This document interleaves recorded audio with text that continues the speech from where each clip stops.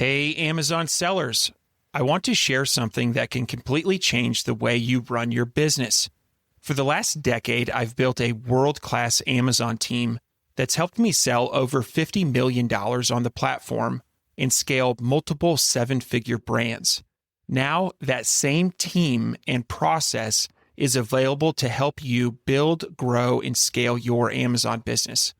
This is not a course. It's not a DIY program. It's done for you Amazon growth handled by proven experts. We handle everything from listing optimization and SEO to PPC, inventory, catalog management, promotions, review strategy, compliance, and new product launches. So you can focus on running your business while we handle the rest. If you're ready to turn your Amazon channel into a profit machine, visit the link in the show notes, calendly.com/firingtheman/Amazon, and book a time to see if this is a good fit for you. Welcome everyone to the Firing the Man podcast, a show for anyone who wants to be their own boss. If you sit in a cubicle every day and know you are capable of more, then join us. This show will help you build a business and grow your passive income streams in just a few short hours per day. And now your hosts, serial entrepreneurs David Schomer and Ken Wilson. Welcome to Firing the Man, the podcast for entrepreneurs and business builders ready to scale beyond the grind and into smart, sustainable ownership.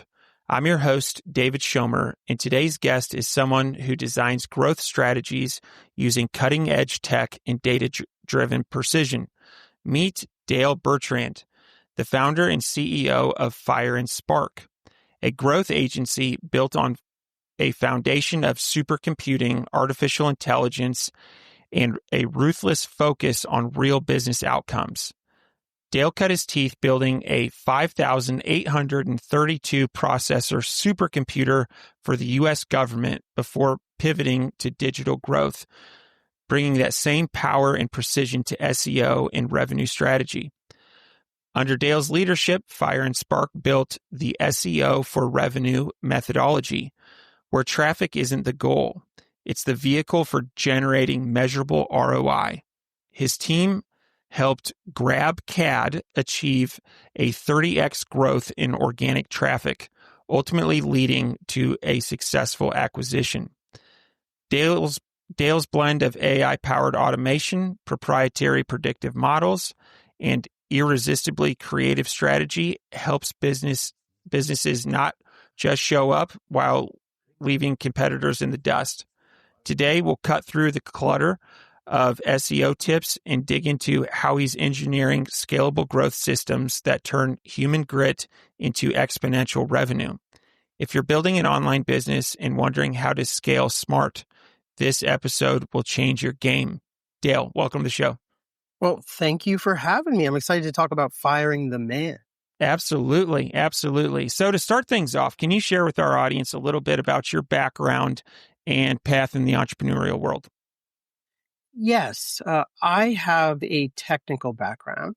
So I studied engineering undergrad and I studied engineering and AI in graduate school. But I ended up right after school working at a number of tech startups. So they were really in the hardware space, but I was a software guy. So I was writing software for simulators for semiconductor devices and computer chips. So I did that for a decade after I finished school, and I loved it while I was doing it, but I knew that I wanted to do something different. I saw the engineers that were a couple decades ahead of me, and I didn't want to be doing the same engineering for my entire career. I didn't want to be an engineer for my entire career. So I pretty much quit that job, and I ended up just spending 6 months trying to figure out what I wanted to do next. I decided I wanted to start a business, so I started a business, but I didn't know exactly what that business was going to do at the time that I started it. And I ended up doing some freelancing, and eventually that turned into Fire and Spark, the agency that I run now. But there have been many iterations over the last 15 years of Fire and Spark, and what we were a publisher at one point. Like things have changed over the years. Okay, and As I was preparing for this interview, I came upon the fact, and I mentioned this in the intro, that you built a 5,832 processor supercomputer for the U.S. government. And I just have to know more about that. Well, that was, how long ago was that? Maybe 20 years ago? I can't believe that I'm that old. But yeah, that project was from about 2005 to 2008 that we worked on that. It was a startup that I joined. The founder of the startup was a PhD chip designer out of Intel. And he had an idea for a novel chip architecture that we could use to build a supercomputer. And he sold the idea to the US government. So they were happy to buy the machine if only we could build it. So it took 3 years to build it, from the chip through the operating system and applications on top of it. But the crazy thing is we didn't know what the government was going to be using it for at the time that we were building it. It turns out that it's been declassified, so we know that they were sifting through phone records. So it's interesting that it was a spy machine at the end of the day, but we didn't know that when we were building it. It was just like a computer architecture exercise to us. That's wild. And that was 20 years ago?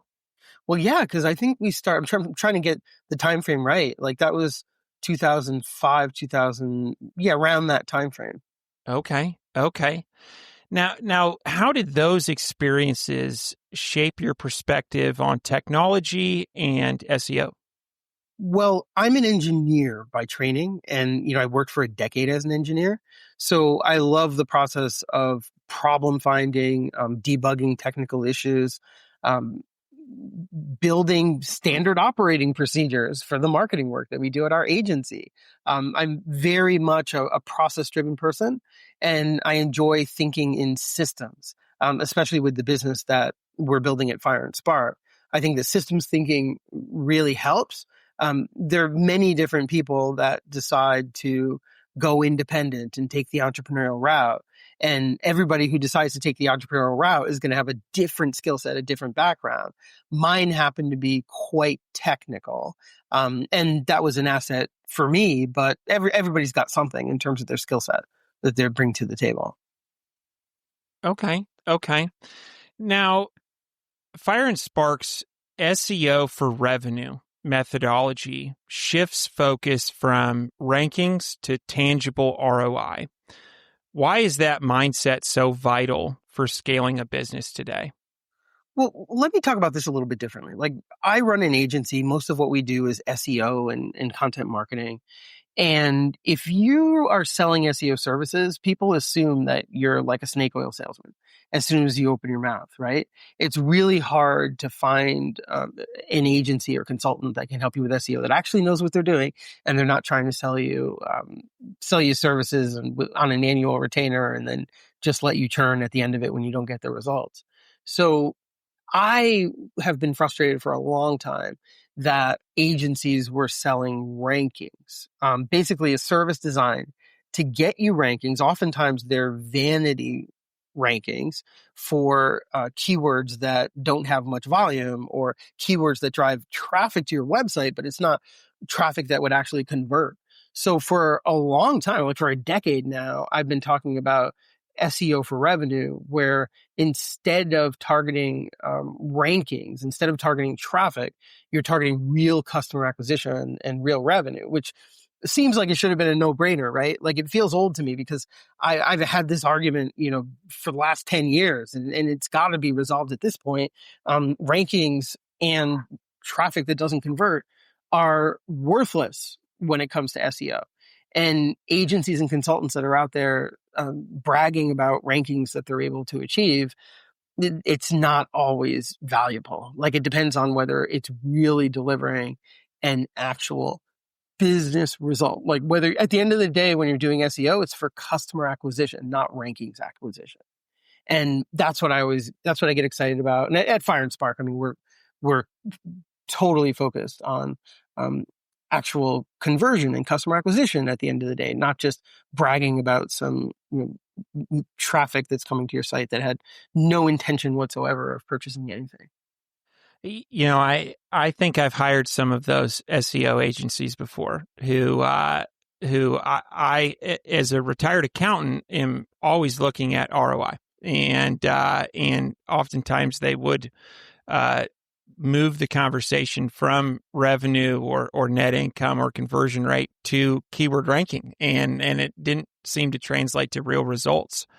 And so, on the topic of, and we're recording this in August of 2025, on the topic of SEO, how is AI changing the game?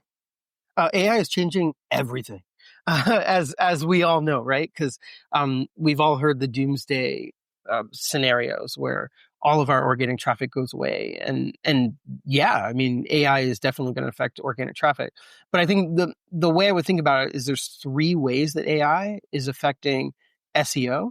Like, one is the tools that we're all using now. Like, marketers are using AI tools for helping with content and optimizing meta titles and even debugging technical issues on websites. So AI is affecting the way that we work. That's huge. The other thing that AI is affecting is the algorithms that search engines are using to do ranking in a traditional ranking search engine, but also to generate AI results. If we're talking about ChatGPT or Google's AI mode or even like AI overviews. So those algorithms are changing. Those are the platforms that are going to give answers instead of traffic, right? So because those algorithms are changing, because search engines are moving from ranking engines to generative engines, there's less clicks and less traffic to your website. And then the third thing that I want to point out is that AI is changing customer behavior in terms of how your customers search for your products and your services and how they search for information about problems that they might solve with your products and your services.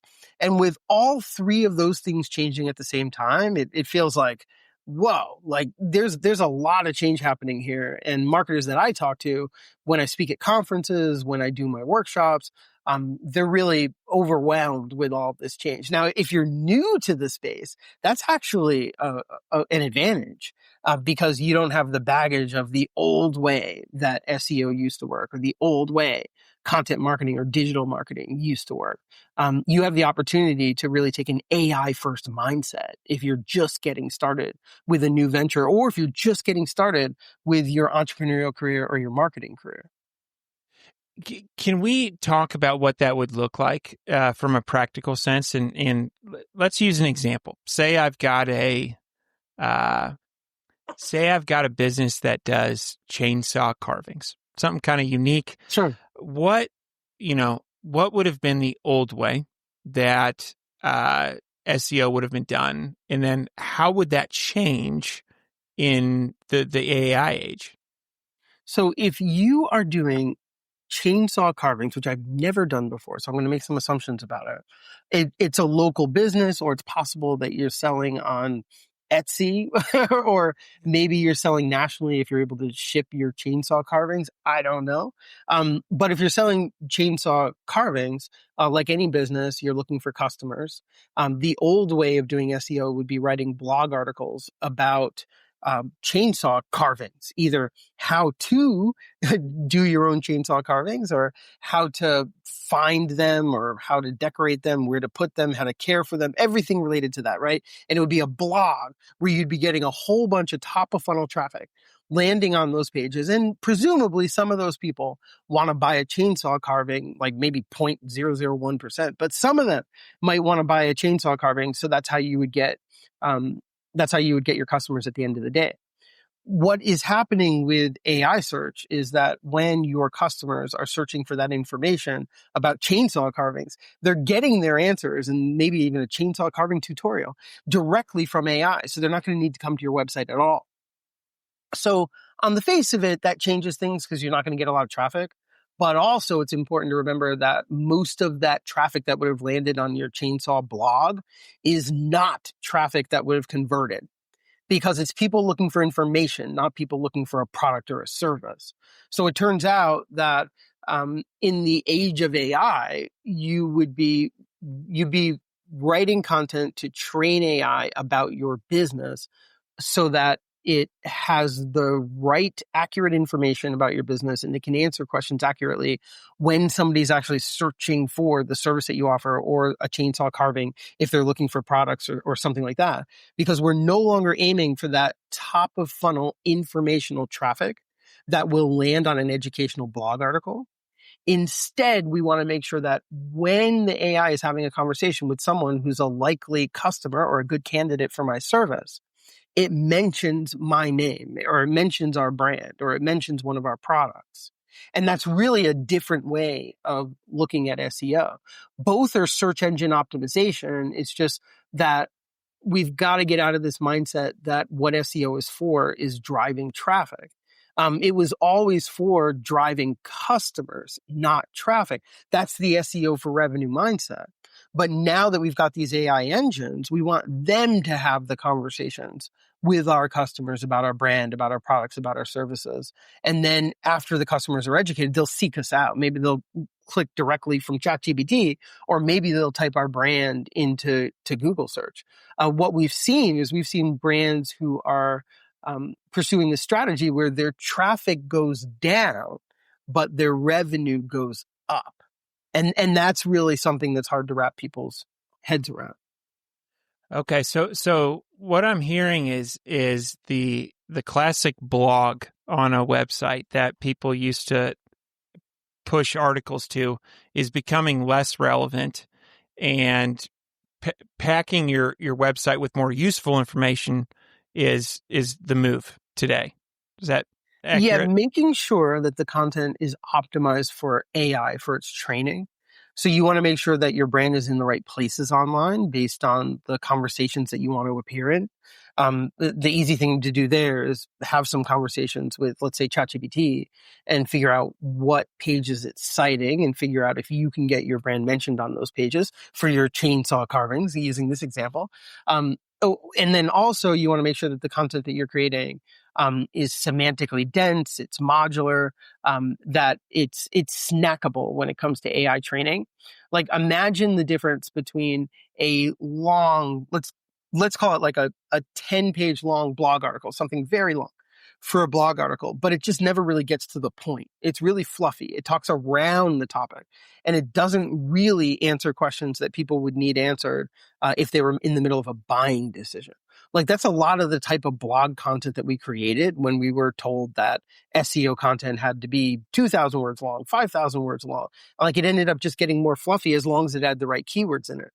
But for AI content, you want it to be more semantically dense, where an AI page, or a page that's optimized for AI, would be a collection of modular sections that are maybe 1, 2, 3 paragraphs each, that each answer a specific question succinctly and densely without the fluff, so that they are snackable when it comes to AI. AI is going to be looking for those modular passages when they are relevant to a conversation that is having with one of your customers, and AI will give them the information that you have in those snackable modular sections of your content, and possibly, depending on what AI you're using and what mood it's in, give a source link out to your website, so maybe you will get some traffic out of it. Okay. So what is, in the AI age, where's the most valuable real estate? If it's no longer in the blog section, where is your valuable real estate to put these snackable bits of information?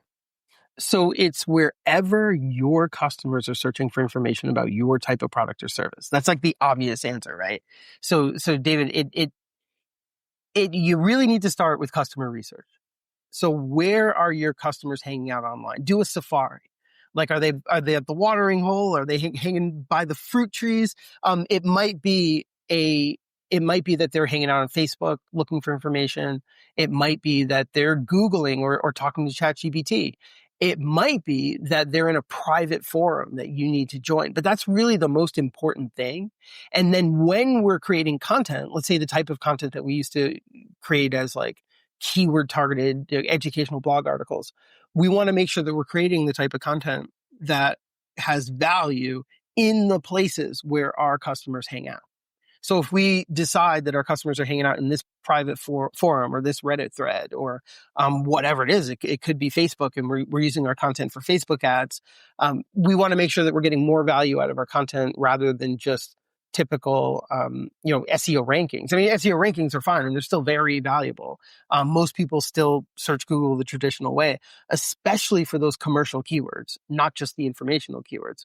But when we're creating content, we want to make sure that we understand where our customers are hanging out online. So we're creating a type of dual purpose content that can be useful in those forums, but also in traditional search engines. Also, it's snackable for AI engines. Okay. I want to go a little bit deeper on the question of where are our customers hanging out. And Dale, I got to compliment you on, I threw you a real curveball with this chainsaw carving. And the reason is last weekend I went to a county fair. There was a guy that took a block of wood, made it into a bald eagle. It was outstanding. And so it's top of mind.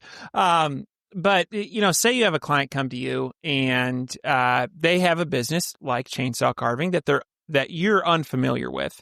And you are going through the step of figuring out where customers hang out. What's the best way to do that? Ask the customers. Okay. That is a lot better of an answer than what I was thinking. I was thinking an advanced AI tactic, and you're just... Yeah, well, I will expand. I give you a short answer because I just wanted to emphasize the point. A lot of us who are marketers today in 2025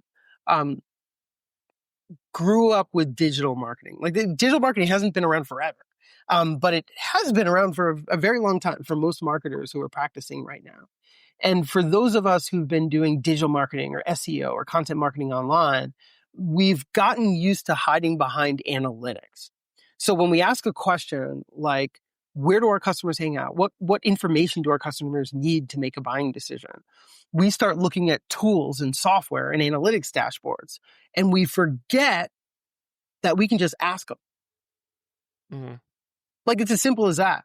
So the most important, most powerful thing is that you figure out whatever your situation is as a marketer or an entrepreneur, how you're going to have conversations with your customers. Full stop.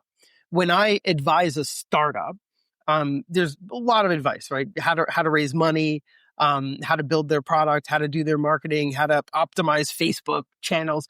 But really, for an early stage startup, what they care about is having as many conversations as possible with their target audience. And this could be in face-to-face, on the phone, whatever, video call. But the point is they're talking to as many people as possible.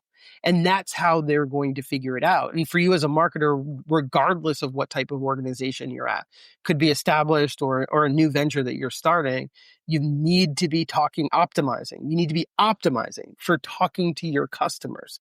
Maybe you're calling them like the first several orders that you get, first several dozen orders that you get, you're calling everybody. I mean, you should call everybody in that situation until you just can't anymore.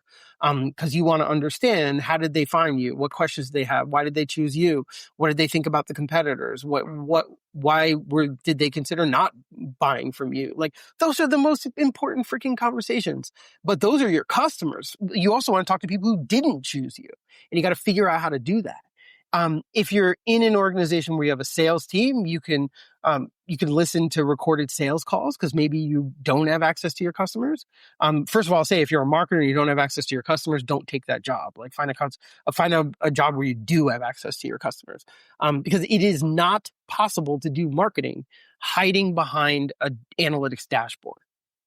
Like, where did we get that idea? I think for a while we were doing like Google AdWords back in the day, now Google Ads. And we're like, oh, okay, I see, I can just optimize.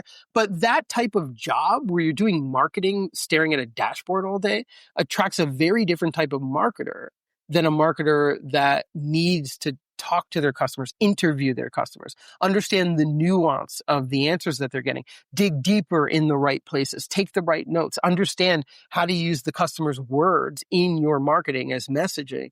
It's a different type of marketer, right? And one type of marketer is declining while another one is advancing.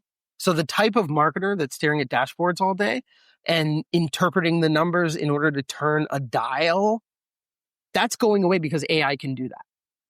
The type of marketing that's not going away is somebody who can talk to real humans, understand their buying patterns, understand how to persuade them to choose you, not your competitor, and make the cash register ring.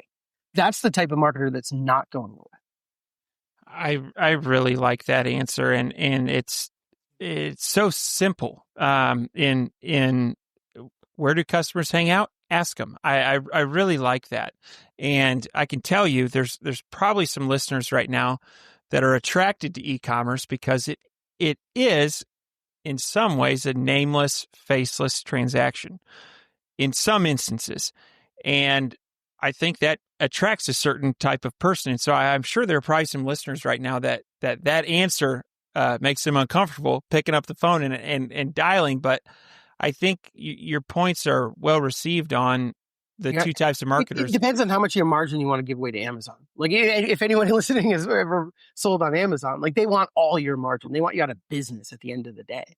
But if you build a brand on your own site, you're building a brand, you own the customer relationship, you're having conversations with your customer, that's a real business.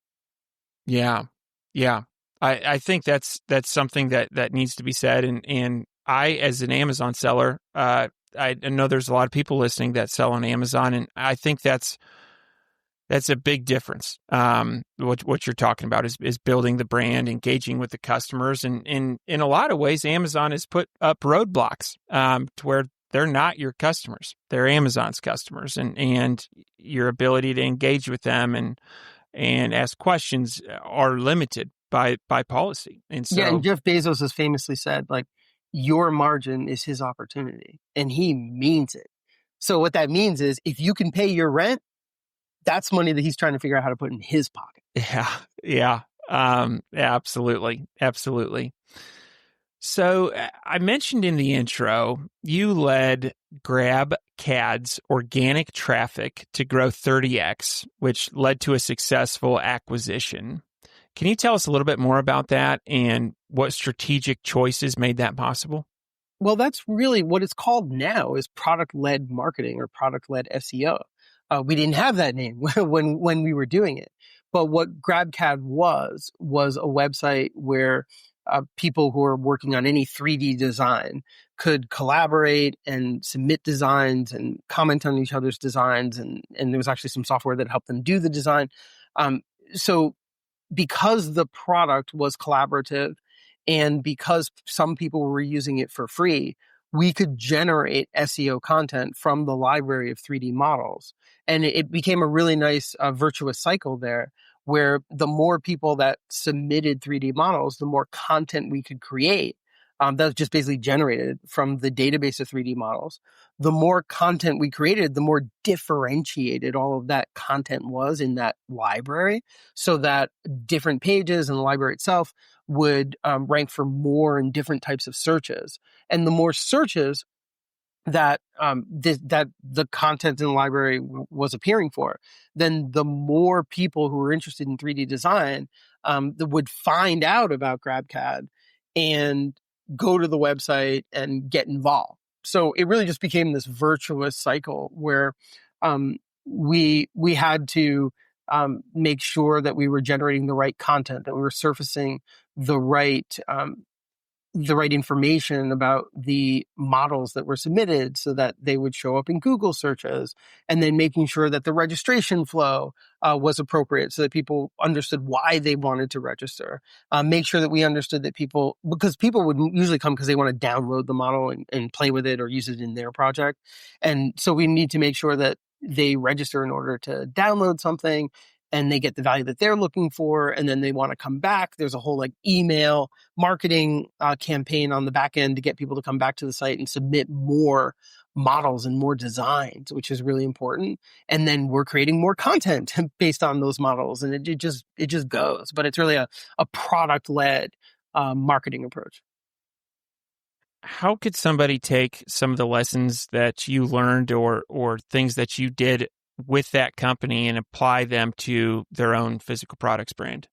Well, it's tough because we think of product-led SEO or product-led marketing as working best with like a software solution or a software solution that can generate content online or generate some type of marketing asset. So with the products, it really depends on the type of product that you're selling. But if it's a physical product, what I would say the real parallel there is the community that we built around the brand. So anything that you could do to build a real community around your brand, and that involves the founder or someone who's leading the brand really being out in front and engaging with the community. It helps so much if you've got a purpose-driven brand, or at the very least, you give a damn about your customers. I'm going to give you an example. Like I worked with a small e-commerce brand that was selling jewelry, and it was a jewelry designer, a woman here in Boston. She loved designing jewelry. She wanted to sell it online.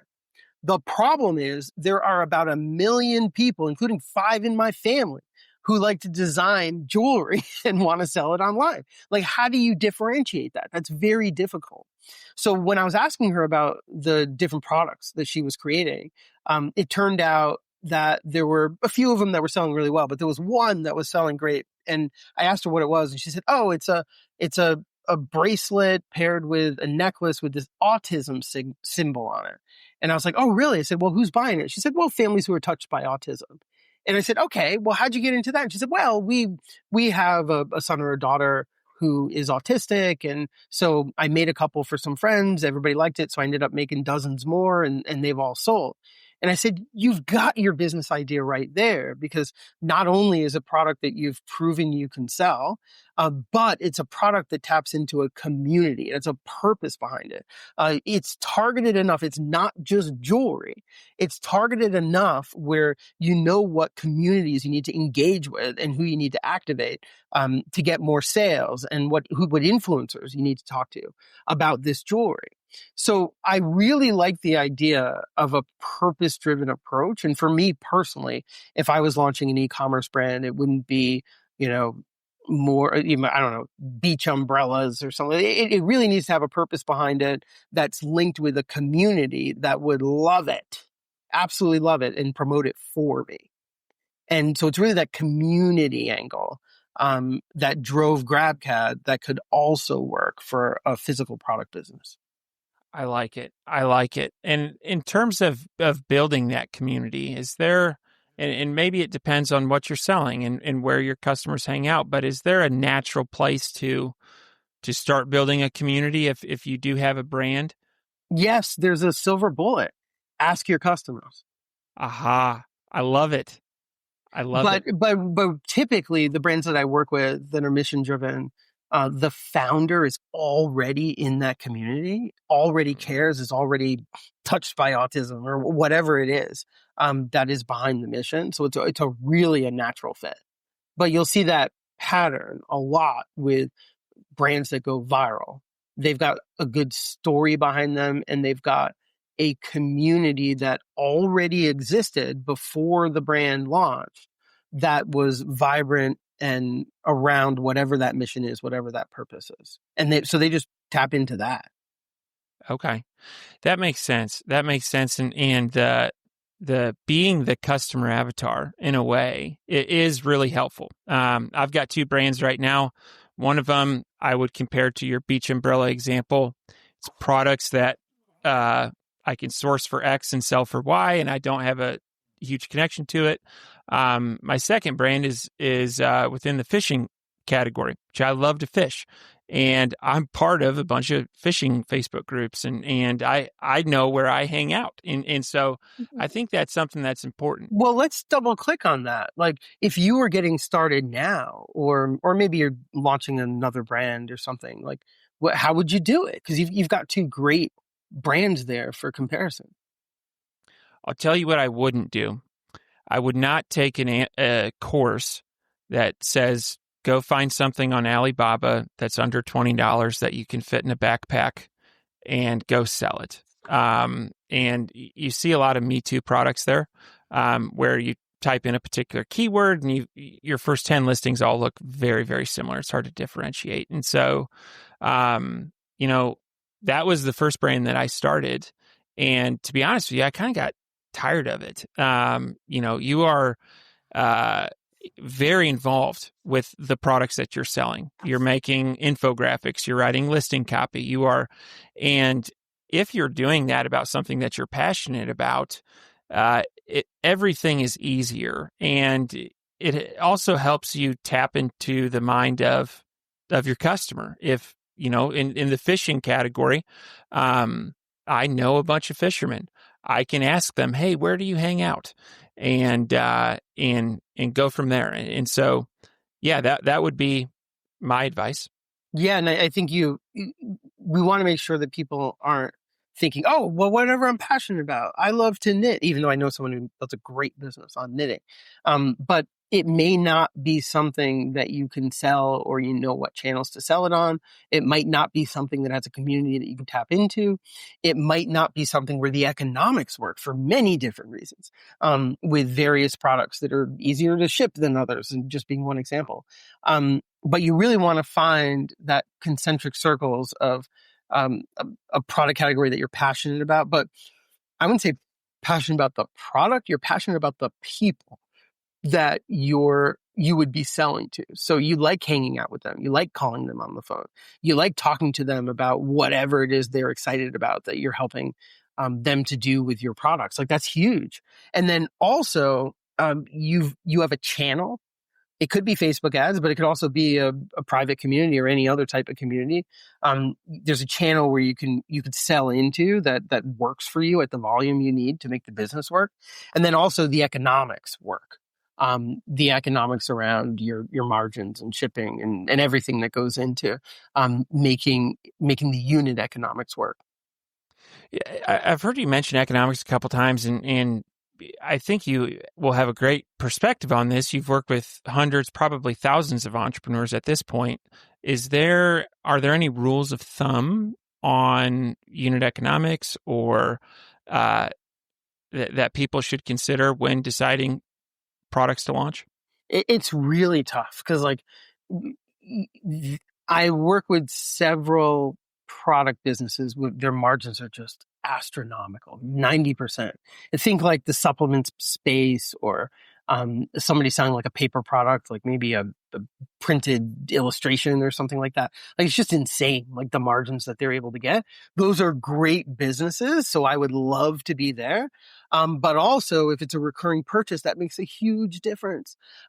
So then what it comes down to is lifetime value. And the lifetime value of a customer might be high in terms of the margin that you're getting. It might be high because your customer acquisition cost is low. It might be high because you have great margins on the product. It might be high because your shipping is zero because it's a digital product. Or it might be high because you're happy to lose money shipping the very first product because you know they're going to buy every month, every whatever, because it's a recurring purchase. But the rules of thumb are really around the customer lifetime value compared to the acquisition cost on the channels that you're considering. Okay, that makes a lot of sense, and it makes a lot of sense to zoom out and look beyond your first sale. Repeat purchases, customer acquisition cost, lifetime value. I think those are all really, really good metrics. And there are a bunch of ways to make it work. The way it doesn't work is if like shipping kills your margin, or you're going to need to do advertising and there's no margin for that, or there's just no margin. So in general, the more margin, the better. But if you don't have astronomical margins, there's different strategies for making it work if you're somewhere in the middle. You just can't have zero margin. That's what Bezos wants. That's right. Warning to all you Amazon sellers, beware. So, Dale, can you tell us more about Fire and Spark? Who do you work with? What's your typical client look like? So currently, like, we work with a bunch of e-com and healthcare clients, and we do a lot with content.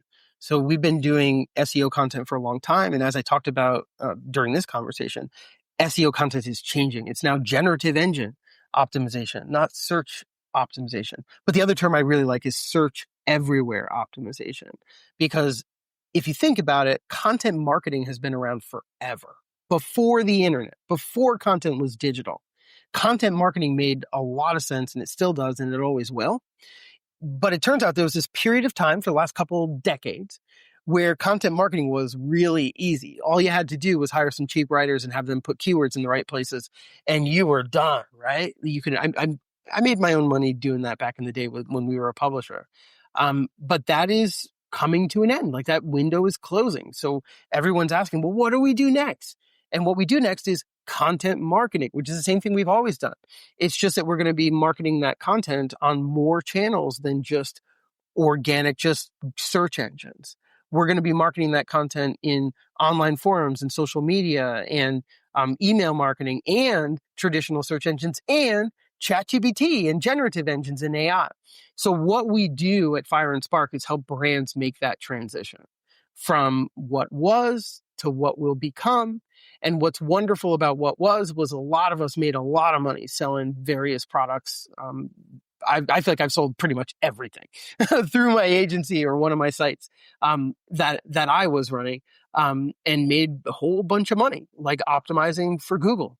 And in the future, there will be opportunities. Just like when SEO was new. This was like 15 years ago. And I knew some folks who figured it out. They taught me what they knew. That's how I got started. I figured some stuff out on my own because I'm pretty technical. It worked, and it put money in your pocket, because those of us who were early to SEO, like, we figured it out before the big brands threw a lot of money at it.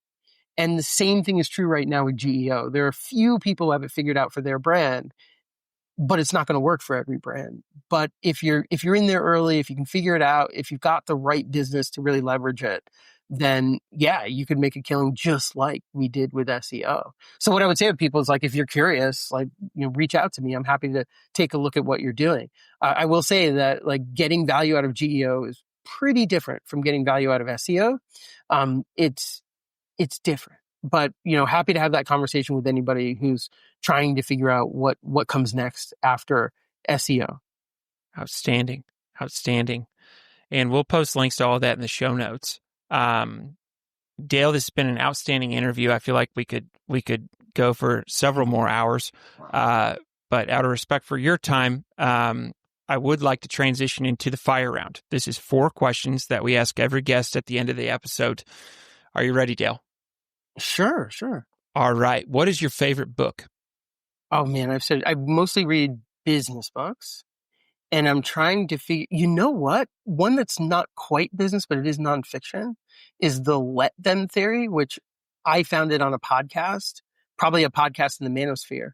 But then I mentioned it to my wife, and she said, I've known about this book forever. It's been all over social media, but I read it and it was really, really good. It's about how you relate to the world. It really falls into the bucket of books that are about your mindset. I don't even know how to describe it, but it's very popular in my wife's circle of social media and podcasts, and it's not so popular in my circle of podcasts. Cool. I'm going to add that one to my reading list. What are your hobbies? I recently started tennis again, which I love. So for me, I try to do something physical every day. And really what unlocked it for me for tennis was working one-on-one with a coach. So I didn't have to wait for a friend of mine to be available. And I'm learning a lot faster than if I was in group lessons. So that costs money, but it worked great for me. Outstanding.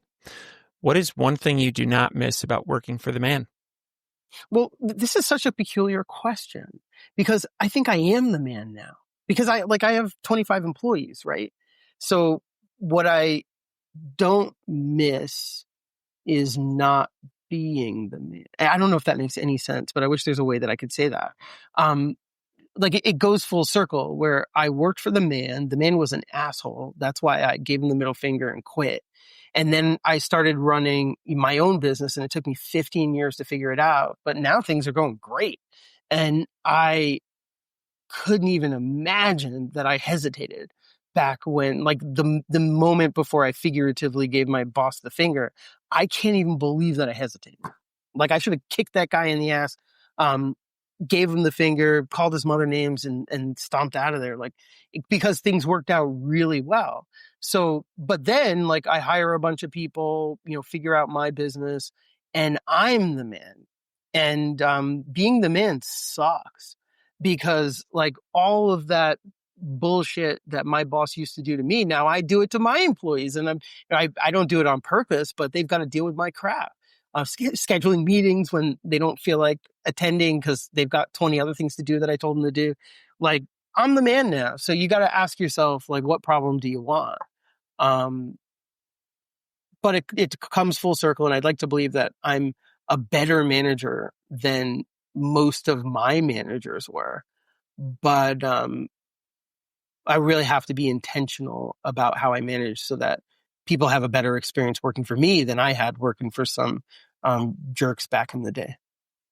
I think that's really, really good perspective. Final question. What do you think sets apart successful entrepreneurs from those who give up, fail, or never get started? You may have heard this one before, but it's really the why behind your business.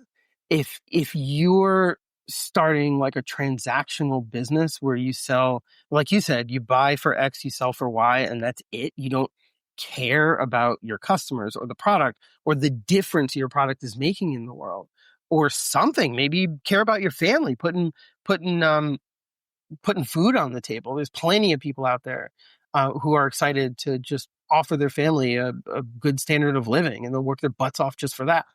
I'm not one of those people. I have to actually care about the customers that I'm working with in order to show up every day. But any e-commerce business that you're building, you don't believe the people that say it's easy, because it's not easy. The people who succeed are passionate about something, and that's why they show up every day. That's why they send the extra email, they put in an extra hour. That's why they work on the weekends. That's why they're writing more, doing more social media posting than they need to. But it's that kind of stuff, or making phone calls. Making more phone calls than the other guy. It's because they're passionate about something, and that's really what drives them. So I don't know what that is going to be for everybody, but there needs to be something that you're excited about. Like, one litmus test for this is, like, what do you do nights and weekends? And I don't know a single entrepreneur that stops working at 5:00. Most of them start work at 5:00 before they can finally, quit their full-time job. Right. So if you're building a new business and thinking to yourself, all right, this is work, I don't want to do it after 5:00, I don't want to do it on the weekends, like, you're simply not going to succeed because you don't enjoy the process enough to stick with it. That's a really, really good answer to that question. And this is my 289th interview, and that is one of the best ones that I've heard. So, Dale, thank you so much for your time today. If people are interested in getting in touch with you or Fire and Spark, what's the best way? Well, we're at fireandspark.com, all spelled out. I'm happy to talk to anybody who has questions about what's going on with SEO and how that's transitioning into GEO. Or reach out to me directly, dale@fireandspark.com. Or you can look me up on LinkedIn. I post on LinkedIn at least a few times a week. Awesome. Well, Dale, thank you so much for your time today, and looking forward to staying in touch. Oh, well, bye-bye. Thank you for having me. Bet.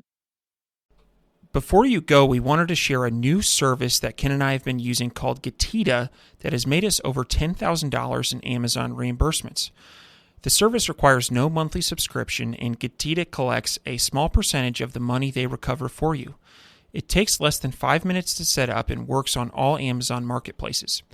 Go to Getita.com, Getida.com, and enter promo code FTM400. That's FTM for Firing the Man 400 to get your first $400 in reimbursements commission free. How much money does Amazon owe you?